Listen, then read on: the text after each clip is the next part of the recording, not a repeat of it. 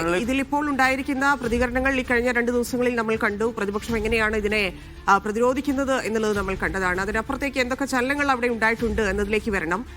ലിജോയിലേക്കാണ്. ലിജോ, കഴിഞ്ഞ ദിവസം കസ്റ്റഡിയിലെടുത്ത് പത്തനംതിട്ടയിൽ എത്തിച്ചതിന് ശേഷം ആശുപത്രിയിൽ മെഡിക്കലിൽ എത്തിച്ചപ്പോഴും പിന്നീട് കോടതിയിലേക്ക് കൊണ്ടുപോകുമ്പോഴും ഒക്കെ എത്ര വലിയ പ്രതിഷേധമാണ് അവിടെ നടന്നത് എന്നത് നമ്മൾ കണ്ടതാണ്. നാളെ ഇപ്പോൾ കോടതിയിൽ ഹാജരാകുമ്പോൾ എത്രത്തോളം സുരക്ഷ ഒരുക്കേണ്ടതുണ്ട്, പ്രത്യേകിച്ച് ഈ പറഞ്ഞതുപോലെ MLA ആണ്, എത്രത്തോളം ഡിവൈഎഫ്ഐയെ സംബന്ധിച്ചൊക്കെ ഈ പൊതുച്ചാർ വിഷയത്തിലൊക്കെ വലിയ വൈകാരികമായിട്ടുള്ള പ്രതികരണം അവർ നടത്തിക്കൊണ്ടിരിക്കുകയാണ്. ഈ കേസിന്റെ ആദ്യ സമയങ്ങളിൽ പോലും അന്നു മുതൽ തുടരുന്ന പ്രതിഷേധമാണ്. BJPയും വെറുതെ ഇരിക്കാൻ സാധ്യതയില്ല. അപ്പൊ എത്രത്തോളം സുരക്ഷ നാളെ ഒരുക്കാനാണ് സാധ്യത? രാഹുൽ മാങ്കൂട്ടത്തിലിനെ പാലക്കാട് നിന്നും അറസ്റ്റ് ചെയ്ത് പത്തനംതിട്ടയിലേക്ക് എത്തിക്കുന്നത്, പത്തനംതിട്ട AR ക്യാമ്പിലേക്ക് എത്തിക്കുന്നത് കഴിഞ്ഞ ദിവസം പുലർച്ചെ 4:20 അതിന് പിന്നാലെ ചോദ്യം ചെയ്യൽ ആരംഭിച്ചതിന് ശേഷം 11:15 വൈദ്യപരിശോധനയ്ക്ക് വേണ്ടി പത്തനംതിട്ട ജനറൽ ആശുപത്രിയിലേക്ക് കൊണ്ടുപോകുന്നത്. അവിടെയായിരുന്നു പോലീസ് പോലും പ്രതീക്ഷിക്കാത്ത രീതിയിലുള്ള ഒരു പ്രതിഷേധമുണ്ടായത്. ഏകദേശം 100-ലധികം വരുന്ന പ്രവർത്തകർ അവിടെ, അതായത് BJP പ്രവർത്തകരുണ്ടായിരുന്നു, യുവമോർച്ച പ്രവർത്തകരുണ്ടായിരുന്നു, DYFI പ്രവർത്തകരുണ്ടായിരുന്നു. പലതരത്തിലുള്ള പ്രതിഷേധമാണ് ഇവരൊക്കെ നയിച്ചത്.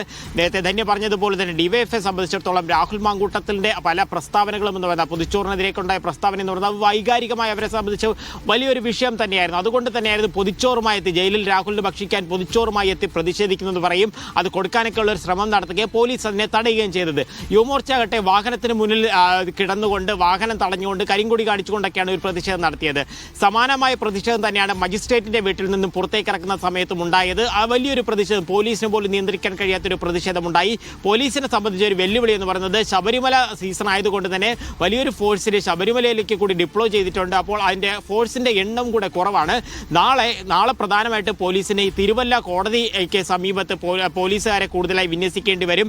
ഇന്ന് തന്നെ നിരവധി ആളുകളാണ് രാഹുലിനെ ഇന്ന് കൊണ്ടുവരുമോ എന്നുള്ള കാര്യം ചോദിച്ചുകൊണ്ട് ഇവിടേക്ക് എത്തിയിരുന്നത്. രാഹുൽ നാളെ വരും ഇവിടെ നിന്ന് അറിയുമ്പോൾ സമയത്ത് ആൾ കൂടാനും പ്രതിഷേധമുണ്ടാകാനും സാഹചര്യമുണ്ട്.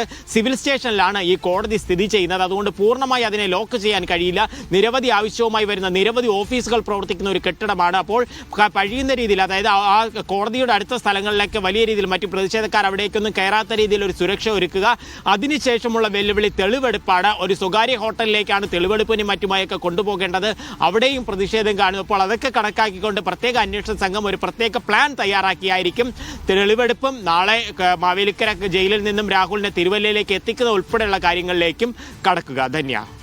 ശരി, ലിജോ വരാം. സിജോ, ഇവിടെ നേരത്തെ പറഞ്ഞിരുന്നത് പൊളിറ്റിക്കലി എന്തൊക്കെ ചേഞ്ചസ്, അതായത് കോൺഗ്രസ് പൂർണ്ണമായിട്ട് രാഹുലിനെ തള്ളിയിട്ടുണ്ട്, പക്ഷെ എങ്കിൽ പോലും ചില സഹായങ്ങൾ ലഭിക്കുന്നുണ്ട് എന്നൊക്കെ നമുക്കറിയാം. കഴിഞ്ഞ ദിവസം CPM സെക്രട്ടറി ഉൾപ്പെടെയുള്ള ആളുകൾ ആരോപിക്കുന്നുണ്ടായിരുന്നു. അത്തരത്തിൽ ആരോപണങ്ങൾ നടക്കുന്നുണ്ട്. ഒപ്പം തന്നെ സംരക്ഷണം എത്രത്തോളം ഉണ്ട് എന്നൊക്കെയുള്ള കാര്യങ്ങൾ അറിയേണ്ടതുണ്ട്. മാത്രവുമല്ല, തെരഞ്ഞെടുപ്പ് അടുത്തിരിക്കുന്ന സമയത്ത് ഇത് വലിയ വെല്ലുവിളിയാകാനുള്ള സാധ്യത പ്രതിപക്ഷം മുന്നിൽ കാണുന്നുണ്ടോ?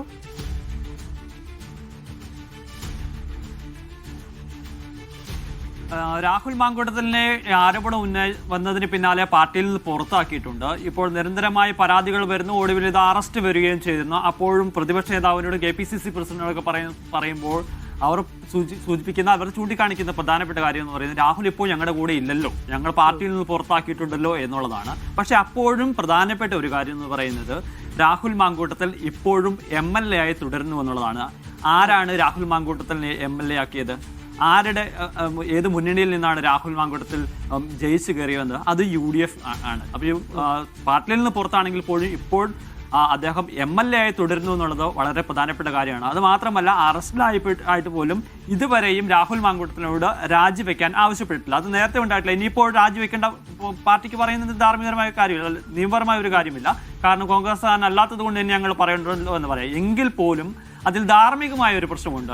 ഇത്തരത്തിൽ ഗുരുതരമായ കുറ്റകൃത്യങ്ങൾ ഏർപ്പെട്ടിരിക്കുന്ന ഒരാൾ, അയാളോട് രാജിവെക്കാൻ പാർട്ടി നേതൃത്വം ആവശ്യപ്പെടാത്തത് എന്ത് എന്നുള്ളത് വളരെ പ്രധാനപ്പെട്ട ഒരു കാര്യമാണ്. അല്ലെങ്കിൽ അങ്ങനെ ഒരു കാര്യമെങ്കിലും പറയാൻ തയ്യാറാവാത്തത് എന്നുള്ളതാണ്. പക്ഷേ രാഹുൽ മാങ്കൂട്ടത്തിനെ പൂർണ്ണമായും തള്ളി പാർട്ടിയിൽ നിന്ന് പുറത്താക്കി എന്ന് പറയുമ്പോഴും ഒളിഞ്ഞെങ്കിലും ഒരു തരത്തിലുള്ള സഹായങ്ങൾ പാർട്ടിയുടെ ഭാഗത്തുനിന്ന് ലഭിക്കുന്നുണ്ട്. അല്ലെങ്കിൽ പാർട്ടിയുടെ ഭാഗത്തുനിന്ന് പറയാൻ പറ്റില്ല, വ്യക്തികളുടെ ഭാഗത്തുനിന്ന് ലഭിക്കുന്നുണ്ട് കാര്യത്തിൽ സംശയമില്ല. അതെന്തായാലും അത് ചില ആളുകളുടെ പേരുകളൊക്കെ എടുത്ത് പറയപ്പെടുന്നുണ്ട്. സ്വാഭാവികമായ അത്തരത്തിലുള്ള പ്രൊട്ടക്ഷൻ കിട്ടുകയും ചെയ്യുന്നുണ്ട്. ഇനി രാഹുലിന്റെ കാര്യത്തിൽ നിർണായകമാകുക എന്ന് പറയുന്നത് രാഹുലിനെ MLA സ്ഥാനത്ത് നിന്ന് നീക്കുമോ എന്നുള്ളതാണ്. ഇന്നലെ സ്പീക്കറിനോട് ആ ചോദ്യം മാധ്യമപ്രവർത്തകർ ചോദിക്കുകയും ചെയ്തിരുന്നു. അപ്പോൾ ഇത്തരത്തിൽ സമൂഹത്തിന് തന്നെ ഒരു തെറ്റായി മോശമായ രീതിയിൽ ഒരു ഇത് നൽകുന്ന അല്ലെങ്കിൽ അത്തരത്തിൽ ഇടപെടൽ നടത്തിയിരിക്കുന്ന ഒരാളാണ്. അയാളെ അയോഗ്യനാക്കാനുള്ള നടപടികളിലേക്ക് പോവുകയും ചെയ്യാം. സ്വാഭാവികമായി ഇപ്പോൾ എത്തിക്സ് കമ്മിറ്റിക്കാണ് ഇത് കൈമാറിയിരിക്കുന്നത്.